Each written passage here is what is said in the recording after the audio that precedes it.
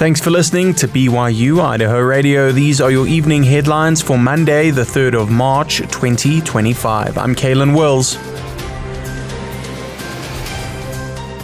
Auditions for the Rexburg Community Theatre production of Mary Poppins are open. Student reporter Kimber Pierce has the story.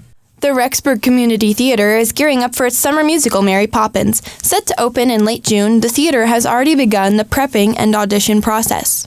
One of the things that I have learned is the incredible need to start early. That is what helps me with each show that I direct. I mean, when you realize all of the different aspects of putting a show together. I mean, you've got your rehearsal space, you've got to gather together all of your production team members, and they're in demand. That was Anne Clough, director and producer at the RC Theatre. Clough has worked in theatre for many years and is excited to bring Mary Poppins to Rexburg. I have to really like the show that I'm directing. If I don't really have a love affair with it in a sense, if I don't like it, it's going to be really hard to throw energy behind. And, so we picked Mary Poppins. It's magical. Everybody knows the storyline, although I will say that the stage musical is different from the movie. The stage musical really deals with why George Banks is the way he is. The stage version of the classic musical has some changes from the Julie Andrews movie, but it also has many of the musical numbers the audience will recognize. There are great scenes. Step in Time is a favorite. Supercalifragilistic is going to be a kick and a half because of what we're doing with it.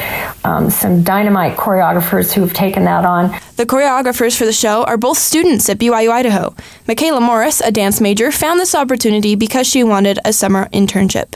I have choreographed a little bit on campus through the dance department with the collegiate dance team that we have. I've done that a few times, and I've also been able to direct through that team as well. So I felt pretty confident going into this position.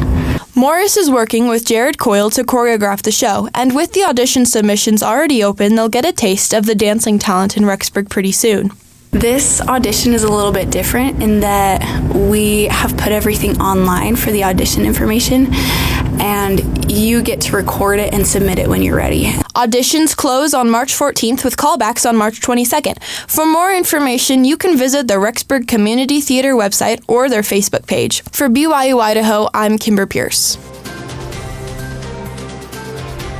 The American Red Cross Blood Drive is happening this week at BYU-Idaho. Student reporter Jack Esplin has the story. BYU-Idaho has another service opportunity for students and community members to participate in, and it's one that can make a life-saving impact. The American Red Cross is back on BYU-Idaho's campus and is hosting a blood drive.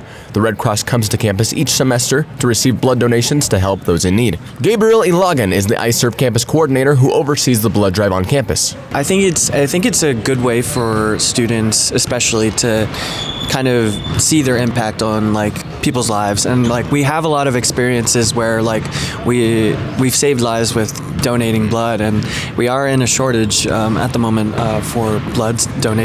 So it's good that students are able to come in. They have the opportunity to serve. They have the opportunity to give their blood and donate. So I think it's a great opportunity for them. He says there are other perks to donating on campus. We offer a few raffles, free merch at times that we get from the Red Cross, and free ice cream. So you donate, you get a coupon for free ice cream at Culver's, and it doesn't expire. Byron Wilkinson has been a phlebotomist for the American Red Cross for nearly 2 years. People don't realize how much of a shortage we go through blood. We're using blood lots of it a day.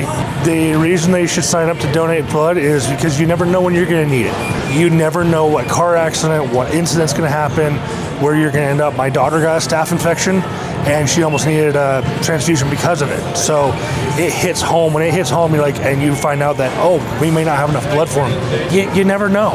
You never know when you're going to need it. So it's just banking karma.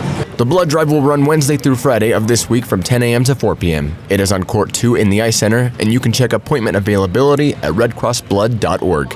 For BYU-Idaho Radio, I'm Jack Esplin.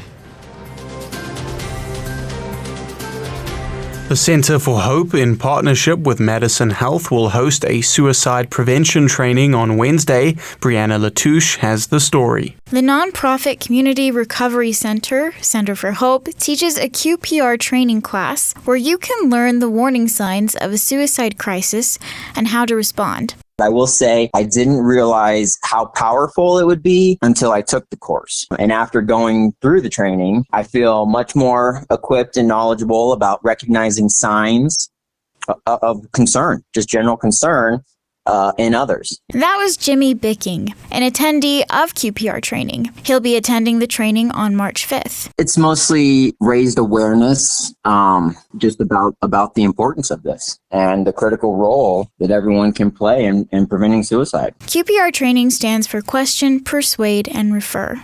Those who receive this training learn how to recognize the warning signs of suicide and how to question, persuade, and refer the person to get help. Individuals realize they don't need to have a professional counselor's degree or a certification or anything that anybody can make a real difference in someone's life. A lot of times it's just simply asking someone, how are you doing today? According to Bicking, a big challenge is spreading awareness about these trainings, but that continued training can educate and spread knowledge about it. The training is free and will take place at Madison Memorial Hospital in the Grand Teton North Conference Room from 6:30 p.m. to 8:30 p.m. on Wednesday.